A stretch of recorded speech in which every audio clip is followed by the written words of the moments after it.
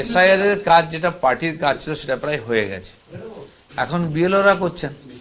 কিন্তু যেটা আমরা বলেছিলাম যে প্রায় 1.5 কোটির কাছাকাছি ভুয়ো ভোটার আছে, নাম বাদ যাবে, সেটা প্রায় কাছাকাছি 58-59 লক্ষ তো প্রথমেই ফর্মই ফেরত আসেনি, নাম বাদ গেছে।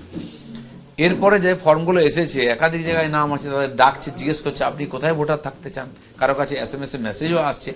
তো প্রায় 1.38 লক্ষ আরও নাম এরকম এসছে যাদেরকে ডাকা হচ্ছে, আর বাড়তেও পারে। তো আমার মনে হয় সেখান থেকে কিছু ছাঁট বেরোবে। তো আমাদের বক্তব্যের দিকেই যাচ্ছে পরিস্থিতি। এখন টিএমসি যে বলছিল কি হলো, কিছুই তো হলো না, কি হলো বোঝা যাচ্ছে না। তাদের মহামন্ত্রী দিল্লিতে দাঁড়িয়ে রাজপথে যেমন চিৎকার করছিলেন কালকে, তো বোঝাই যাচ্ছে আগুন লেগেছে। মমতা ব্যানার্জি এখনো চিৎকার করছেন সকাল বিকাল, এই করে দেবো, তাই করে দেবো, দেখে নেবো। কেন? ঠান্ডা মাথায় বসুন না, ঠান্ডা ঠান্ডা কুল কুল। আমি তো বলছি টিএমসিকে এইভাবে দেখতে চাই আমরা, কিন্তু সম্ভব নয়, কারণ আগুন লেগে গেছে। এই যে 1.5 কোটি নাম যদি বাইনাস হয়, তো টিএমসি থাকবে কোথায়?